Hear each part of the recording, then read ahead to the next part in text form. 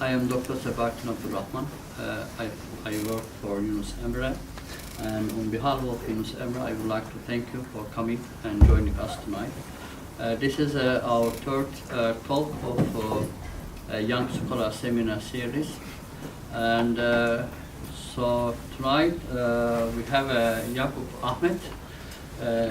He is actually, I don't know, he was actually a PhD candidate, but he had a viva last Friday and he successfully defended.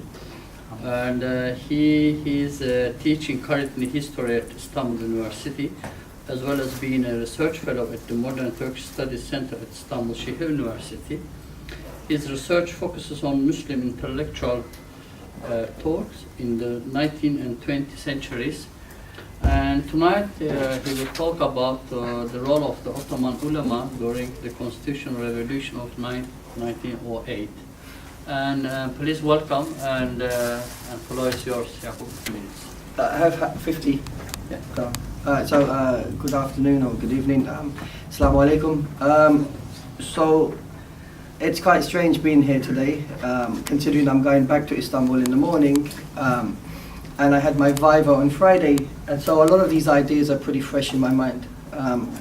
It also feels strange at the fact that I can now call myself a doctor, which is not something that I've accustomed myself to feeling. So I'm really pleased that the number of faces I recognize. It means that people who I've known since my childhood or before that have taken an interest in my work, and it's not something I've always explained to them. So in that context, what I'm going to try to do is I'm going to try to keep the academic integrity of the work to as much as I can, but at the same time, I know that there are many people here who may not understand some of the nuances of some of the ideas that I'm talking about, and so I'm going to try to find a way of making it as easy and simple as possible. Now, if for any shape or form or any reason some of my ideas are too easy for you, or there is a repetition, I do apologize for that. But I'm trying to take the audience into account. Right, so my work is basically based on the role of the ulama in the Young Turk revolution of 1908. I was a student of Professor Benjamin Fortner, and Professor Fortner's work was important in the sense that he spoke about the role of the ulama in the educational system of the late Ottoman Empire, or the Hamidian period, which is the period of Sultan Abdul Hamid II. Why this is important is because during the Hamidian period, there is an assumption that is made in Ottoman studies of the Islamization that's taken place in the Ottoman Empire. And we have two forms of educational structures. One is the madrasa structure, and two is what is called the state structure, which some people like to call the secular structure. But now Ben's work actually showed that that's problematic to use the word secular education. Now, why am I mentioning this to you? Because what Ben's work actually showed, or Professor Fortner's work showed, was that the ulama were important in both educational structures. They were important in the madrasa system, and they were also important in the civil system in itself. So as a student of his, I became quite interested in the ulama in general, right?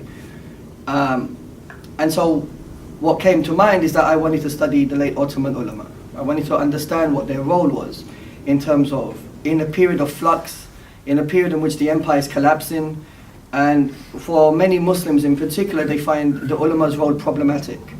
The ulama in many ways, in Muslim societies in general, are seen as, they are blamed often for the reason why the empire collapses, and they couldn't stop that collapse because of whatever intellectual, ideological reasons. So I looked into the subject matter in that context, and I started to see a complexity. Right. Now, just to break down what's happening. So Sultan Abdul Hamid II is in power for 33 years, 3 decades.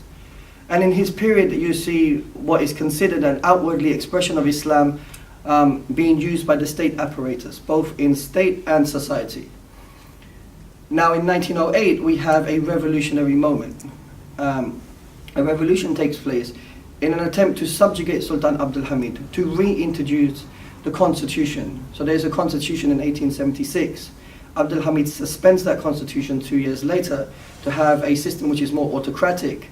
And then in 1908, there is a revolutionary movement that starts from the Balkan provinces and subjugates Sultan Abdul Hamid in the center as a way of reintroducing the constitution in the Ottoman Empire.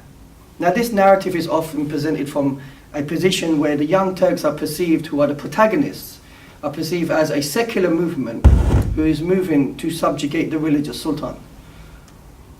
I, on the other hand, no longer call it a Young Turk revolution, which is what the modern, which is the general terminology used in historiography. I call it a constitutional revolution, which is something similar to what Nadir Sohrabi calls it. Now, why am I calling it that? And some of you who were here yesterday, it's because by calling it a constitutional revolution, I am including other actors who are not simply members of the Young Turk movement. So it's an inclusive movement. And I argue that there is a civilian component in the Albanian provinces, and that the ulama are also involved in the constitutional movement. And what's important is when the revolution takes place and the constitution is instilled, you see it's the ulama afterwards, in the Ottoman Empire, who are giving the religious legitimacy for this act to take place. So in that context now, it's no longer a Young Turk revolution. As I said, it's an inclusive revolution of many actors, multiple actors, who may have similar reasons or different reasons, but what they want to do, or what the main slogan is the return of the constitution, right? So that's generally an overview of what happens in this period and what my work is focusing on. Now I generally then kick on from this, and my work then focuses on Islamic constitutional theory or Islamic constitutional discourse. Because it's in the Ottoman Empire, or the late Ottoman Empire, that we start to see the formation of Islamic constitutional theory, which is often negated by Islamicists when they're writing in their works, as they see the constitutional efforts of the late Ottoman Empire as a secular effort. In that context, it's often ignored. So if we look at the works of people like Wa'il Hallaq in particular, who's an Islamicist, he wants to go back to a pre-modern period and look at the works of medieval scholars in Islam to understand constitutionalism and Islamic politics, right? What I'm saying, or what I'm arguing, is that something did take place in the Ottoman Empire. It wasn't perfect, but it initiated an ideal, which if we examine closely, would start to see the manifestations of that in the modern world. So we do actually see constitutional practice taking place in the Ottoman Empire in the period which we call the modern. Is it perfect? No, it isn't. But the beginning of constitutional theory within the Islamic framework, which is often now propagated by many movements in the Muslim world, you can easily argue that the roots of it come from this period in the Ottoman Empire, because the arguments are quite similar or the same, right? All right, so let me just break down to you I'm going to read the abstract to you, and then I'm going to tell you what some of the problem areas are in the studies, and then what I'm trying to do, which is different. So, as a result of the constitutional revolution of 1908, the Hamidian authority was once again transformed into a constitutional-caliphate or sultanate parliamentary system.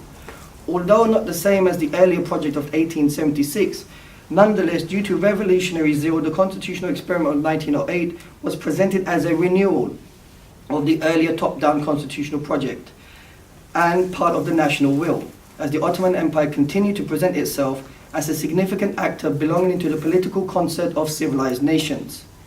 As a sole bastion of the Muslim world, free from colonial occupation, as well as being a European and Islamic empire, by reintroducing modern political structures, the Ottoman Empire fashioned itself capable from its own Islamic traditions to be part of modern political structures. Now, the whole point of this is to explain, the first part is there is a constitutional project in 76, but it's a top-down project. So we have two phases in the late 19th, early 20th century of constitutionalism taking place in the Muslim world.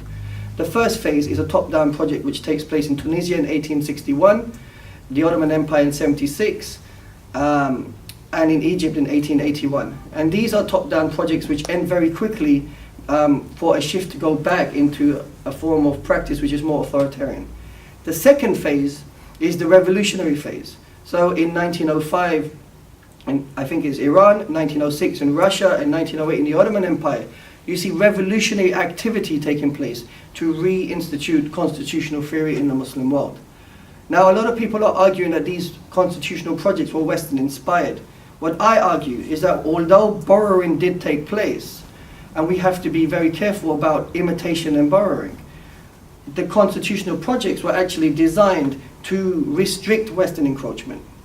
So it's quite strange that on the one hand we're promoting the idea that the Ottomans were emulating the West, and on the other hand where more modern academic works are showing that the Ottomans are actually trying to restrict the West from coming into the empire by trying to use practices which were part of the modern world but indigenous to their own cultural ideologies, if you want to use the word ideology.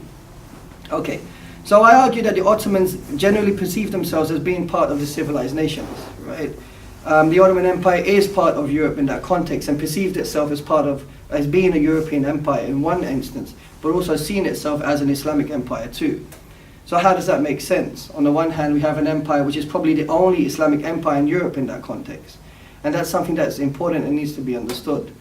On the other hand, the Ottoman Empire spans across 3 continents. So it's not solely restricted to it being a European empire, but it has Anatolia, the Arab provinces, and parts of North Africa.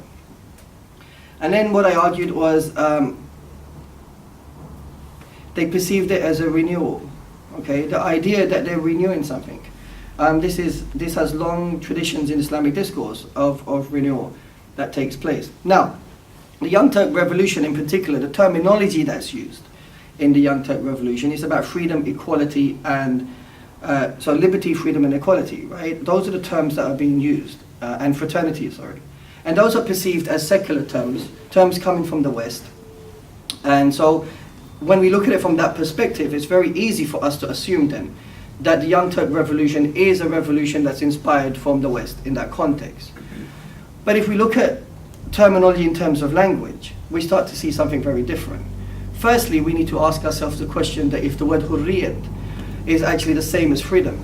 And when terms are used in Arabic or in Ottoman, Turkish, do they have a different indigenous meaning to their population in relation to how they translate in the English? Right? So a lot of the words that are used like uhuvet, musavat, and hurriyat, which are used in Ottoman Turkish in that context, you can see that they have their own genealogy in terms of Islamic discourse, and they have their own meanings. Freedom in particular, in the Ottoman Empire, when we see the discussions in the late 19th century, is restricted to a certain degree. So the Ottomans are saying freedom actually means that you should have the right to have an education, you should have a right to practice your faith, you should have the right to have an opinion, but not absolute freedom. So you can see already that they're trying to restrict what they mean in terms of freedom. So that's one way of looking at it. But the other part, which is important to me, is the parallel terms that are used along with that. Adalet, Nizam, Meshwaret, Shura. And these are also terms which are often missed in the imagery of the Young Turk Revolution, but are very easily seen in the works of the Ulema or seen in the works of the Muslim populations at the time. So now we're starting to see a hybrid. The idea is that the Ottoman Revolution was a revolution talking to multiple audiences. It was talking to Europe on the one hand, or the European powers on the one hand. They maybe did, to a certain degree, internalize these ideas because they wanted to believe, or they conceived to themselves that they are part of these civilized nations. But at the same time, they know that they need Muslim mobilization. And for Muslim mobilization, these terms are not sufficient. And so they also use Islamic terms. Now, these Islamic terms, to a certain degree, doesn't mean that they were just using these symbols rhetorically for the sake of it. I would argue that they actually did internalize these terms, and it meant something to them, right? And the reason why I say that is because once the revolution is successful, you see for the next 2-3 years in particular, an attempt to consolidate these ideas into the minds of the masses in understanding the new political structure that's taking place. Now, this is an interesting period also because public opinion for the first time starts to become important in the Ottoman Empire. So as literature is improving, and as the newspapers are increasing, or the introduction of the printed press and the freedom of the printed press, we start to see that public opinion in the modern context starts to become very important for the center. And I explained yesterday, which I'll explain today, that in decolonial studies, or colonial studies in particular, we talk about center and periphery. These concepts that the center is where power belongs, and the periphery is the rest of the world, right? And to a certain degree, it's the center, which is the West, which impacts the rest of the world in terms of ideas, concepts, and so forth, right? And so one of the things that decolonial academics are asking the question now is that if change is going to take place, will it take place in the periphery, and will this periphery impact the center as the world is getting smaller? But in the Ottoman Empire, what we argue is that we don't look at the empire as center and periphery, but center and provinces. And this is important, because in that sense, the Ottoman Empire doesn't function in the same way as the way we look at the West versus the rest, i.e. Istanbul as a sort of imperial power and the rest of the provinces being under the guise of or the umbrella of the central government. What we see is that the provinces have a lot of autonomy and they have a lot of freedom, and they can apply pressure on Istanbul to a certain degree.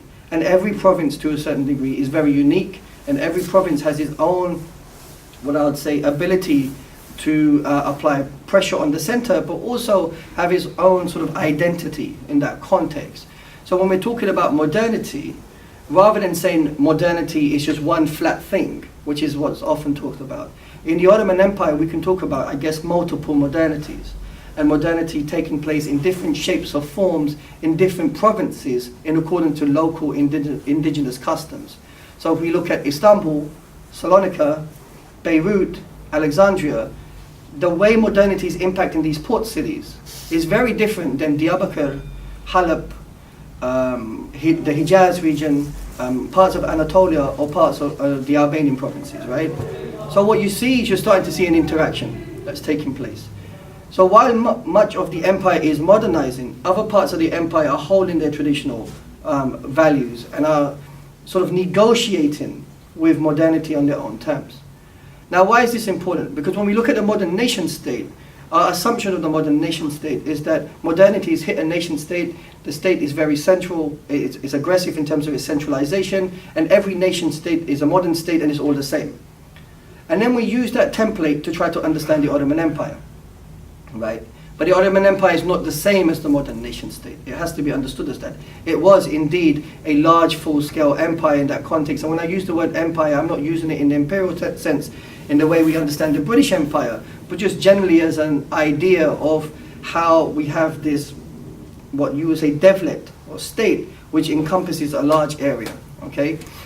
And so in that context, you start to see that the Ottoman Empire is quite different than the conception of the modern nation state. And that's important because what we do often is we try to go back in time and try to understand the Ottoman Empire from the way we understand our interaction with the world today. And that's not fair. Although there are similarities in terms of what's taking place in a changing world in the 19th, 20th century. However, having said that, the Ottoman Empire, as I've mentioned before, is still quite different. Okay, so what happens in 1908 is you have this revolution. Now in 1909 you have a counter-revolution, which is perceived as being a religious reaction to the progressive revolution of 1908. This binary, once again, for me is problematic. Most of the historiography showed that the revolution of 1908 as being one that was Western inspired and progressive and modern, whereas the religious factions in 1909 were reactionaries to this. So you can see what's happening to religion in this context. It's being presented as something which is reactionary, something which is backwards, something which is traditional and restrictive, whereas what is progressive is something which is perceived as being Western, and so forth. The problem here is that what I saw in my work was that this wasn't necessarily the case. I argued that first we should look at both revolutions as a revolutionary phase. So rather than saying one revolution, counter-revolution, but looking at this period as a prolonged period, because revolutionary activity is not over one night. It actually takes place over a long period of time. The second thing is as I've argued just now, if Islamic terminology is used in 1908 and Islamic terminology is used in 1909, how can we create the binary of progressive revolution in 1908 and Islamic reaction in 1909? It's harder to do that.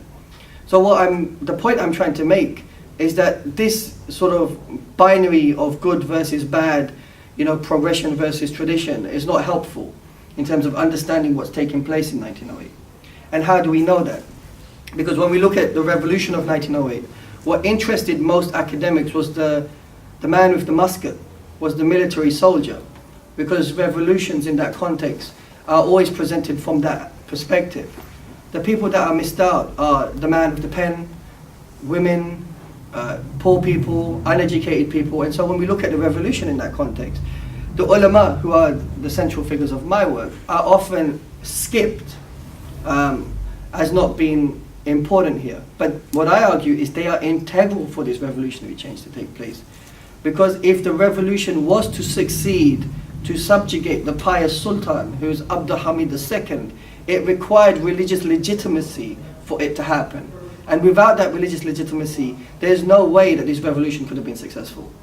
In that context, who would have given the religious legitimacy? Now, if the ulama have given the religious legitimacy, why have they given it? Have they given it because they were docile? Have they given it because they were afraid? Or have they given it because they actually believed in the merits of the revolution that they were undertaking? Now, I argue that they did believe in the merits of the revolution that they were undertaking because they believed in the concept of Islamic constitutional discourse. That doesn't mean that the Ottoman Empire or the other actors were thinking that the constitution is Islamic. But for the ulama in particular, they framed it in that framework. They framed it within their own tradition. So for them, the constitution was perceived as a way of curtailing absolute authority by having a written document telling government exactly what its role was and telling society how government would interact with society. So this is the first time we start to see this in Islamic history. This idea of the government and society having an interaction via a document to tell them exactly what their roles were. Now this means that the idea of public opinion is important now, right? The idea that we need to educate the masses. And I see a lot of this about the idea of the national will, the will of the people. And what I saw consistently was this concept which now appears in the late Ottoman Empire, which is authority belongs to the ummah. Okay? So the idea is that the authority is in the hands of the masses, and that the objective of the executive, which is here the caliph, his objective is to implement the laws and to safeguard the interests of people, both Muslim and non-Muslim in the empire. And if he was to go against that, that we need to have a mechanism to remove him. In this sense, you start to see a new concept entering the Ottoman Empire, which is the concept of competency. When you look back in Islamic history, competency is not a requirement to remove a caliph from authority. He would have to have done something against the Sharia for him to be removed. But in this period, you start to see in the works of the ulama the idea of competency, that even if everything is functioning, if he's incompetent, how do we remove him? What if he's incompetent and he's in power for 30 years? How do we get him out of power? How is this possible? Now, in the Ottoman Empire before that, Janissary revolts would take place and sultans were executed. But once the Janissaries are crushed in the early 19th century, what you start to see is that no longer in Istanbul is there a military force that has the capacity to subjugate the sultan if people are not happy with the sultan's reign. So now what we need to do is we need to put this in writing. We need to document this to the masses and to the people in authority, that if the sultan goes against A, B, C, and D, we have the capacity to remove him from power. All right, now this is quite interesting in this context, because in terms of today's modern discourse, these questions are starting to become quite important. So now what you start to understand, or we start to see, is what is this constitution, right? And what is driving the ulama. All right, so in 1908, basically two military men, one is Enver Pasha and two is Niazi Bey, they go into the mountains and they revolt in the Albanian provinces against the sultan. And they basically call for a constitutional change, right? Sultan Abdul Hamid tries to take his soldiers and crush the rebellion. But he finds it difficult to do this because in an Albanian town known as Firozaj or Firozovic, the locals, frustrated with the Hamidian regime, petition and send petition to the Sultan to say we want constitutional change. Now once that's happened, there's a civilian component to this revolutionary movement. Sultan Abdul Hamid puts in a request for a fatwa to the Sheikh al-Islam saying, is it acceptable for me to crush this rebellion? And so the question goes something like this: is it acceptable for a caliph to send a Muslim military to crush a Muslim rebellion? Now it's problematic because this is now encouraging Muslim upon Muslim fighting, right? So the Fatwa Emine, who is the person who signs the fatwas for the Sheikh al-Islam, he goes, I want more information. Because he's already aware that there is now a civilian component taking place in the Albanian provinces. And if it's a civilian component, it's no longer a rebellion, and no longer do you have the right to crush it. So he sends back, after deliberation, sends back, Fatwa, you can't do that. And Abdul Hamid's hands are now tied. He now turns to his key aides in Istanbul and asks them, what shall I do? Okay, and they tell him it's time for the constitution. It's time that you put the constitution in place. We can't get out of this, and so forth. Now, why is this important to my narrative? Because on every single step that I've just mentioned here, there was an alim who was central to the negotiations which were taking place, right? In terms of the debates that took place in Filosofic, many of the discussions that took place in the mosque in Filosofic, in the Albanian provinces, where the ulama in the mosques were the ones who were talking about reinstating the constitution. When the petitions were sent to Istanbul, the first names that were being signed were members of the Albanian ulama, the Mufti of Uskup, for example, who were telling Sultan Abdul Hamid that it's time for a constitution. Why is this important? Because they represent society to some degree. And in that context, you see that religion is important to society, and that the ulama have an authority. And they petition to two people. One is the Grand Vizier, who's also Albanian, and two is the Sheikh al-Islam. Now, when we look at works of Isa Blumi in particular, who's a historian of this period, he negates from explaining that the petition was sent to the Sheikh al-Islam, almost diminishing the importance or the role of the Sheikh al-Islam in this period. But if the Sheikh al-Islam is not important, why are petitions being sent to him? You have to accept the fact then that to some degree he is important. Now, when we look at the Al-Manar press, which is the press, Arabic newspaper, which is the Lighthouse, written by Sheikh Rashid Rida, the Salafist thinker Sheikh Rashid Rida in Egypt at the time, he clearly states that the Sheikh al-Islam in Istanbul was central for Sultan Abdul Hamid to reinstate the constitution of 76 in 1908. So you start to see that the ulama are very important in terms of applying pressure to implement the constitutional change. Not only do we see this in the Albanian provinces, we also see this in Istanbul. And of course, Sultan Abdul Hamid concedes, and the constitution is now reinstated. Now what happens is really interesting. We start to see the opening of newspapers and the promotion of newspapers. And if we look at the ulama newspapers, which is Bayan al-Haq to a certain degree, and Sirat al-Mustaqim in Istanbul, if we were to look at Al-Manar, if we were to look at Volkan, which is another newspaper, we start to see that the ulama are talking about constitutional theory. They're consolidating the idea of constitutionalism in the Islamic context. And they're consolidating the idea of concepts such as ummah, concepts such as the caliphate, and concepts such as a constitutional caliphate. And this is new. We don't see this before that, right? What's intriguing here is that many authors talk about this idea of an imagined ummah taking place in this period. And I explain why this is important. Because Benedict Anderson's work, which talks about imagined communities as a construction of the nation state, which means that you have a nation state border, and everybody within that nation state is an imagined community which is constructed by the state structure and giving you a national identity. And that the printed press is used to consolidate this identity to a certain degree. So here language becomes important and a national identity, and we use that in the printed press to consolidate that. What we see in the Islamic press is an attempt to consolidate traditional identity, a way of revoking the concept of ummah. But what does ummah mean here? We have ummah in the empire, we have ummah outside the empire. So how does this work, right? So now you start to see that in the constitution there is a necessity to explain which Muslims we have authority over, because Sultan Abdul Hamid, to a certain degree, very skillfully, one may argue, he manages to use Muslims outside the empire as a way of creating problems for the British and the colonial powers, right? In the constitution we see that this is no longer acceptable. They say Abdul Hamid's jurisdiction is only over the Muslims in the empire, right? Outside the empire there's not much we can do here. Some people find that problematic, but to a certain degree you can understand why that's happening. Now, we can't say the imagined ummah, and the reason why people say the imagined ummah is because Muslims in India, for example, will start to read newspapers about Muslims in the Ottoman Empire. And while Muslims in India may never have met someone in Istanbul, what they managed to do was have an imagining of a Muslim in Istanbul. So to a certain degree what the argument is being made is while people are not interacting with each other, they now know of each other because they're reading about each other.